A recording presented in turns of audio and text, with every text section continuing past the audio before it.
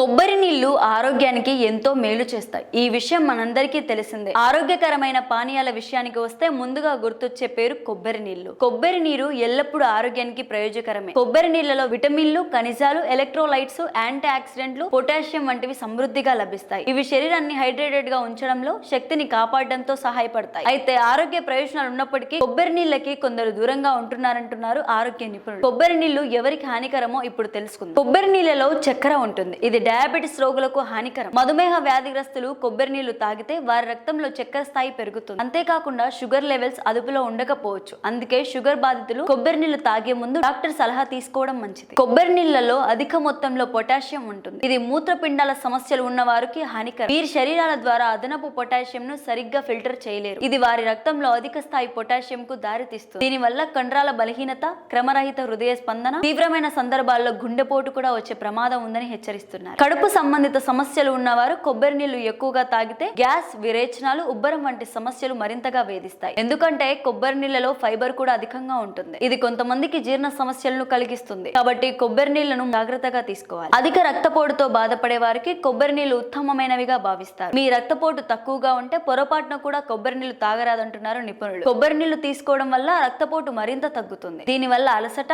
మూర్ఛపోవడం, తల తిరగడం వంటి సమస్యలు వస్తాయి. అందుకే లో బీపీ సమస్యలతో బాధపడేవారు కొబ్బరి నీళ్లకు దూరంగా ఉండాలని చెబుతున్నారు. మీరు ఏదైనా సర్జరీ చేయించుకోబోతున్నట్లయితే కొన్ని రోజుల ముందే కొబ్బరి నీళ్లు తాగడం మానేయాలంటున్నారు. కొబ్బరి నీళ్లలో ఉండే ఎలక్ట్రోలైట్స్, ఖనిజాలు శరీర రక్తపోటు, ఎలక్ట్రోలైట్ సమతుల్యతను ప్రభావితం చేస్తాయి. ఇది శస్త్రచికిత్స సమయంలో లేదా తరువాత సమస్యలను కలిగిస్తుంది. అందువల్ల ఆపరేషన్ కి ముందు కొబ్బరి నీళ్లు తాగకుండా ఉండటం మంచిది.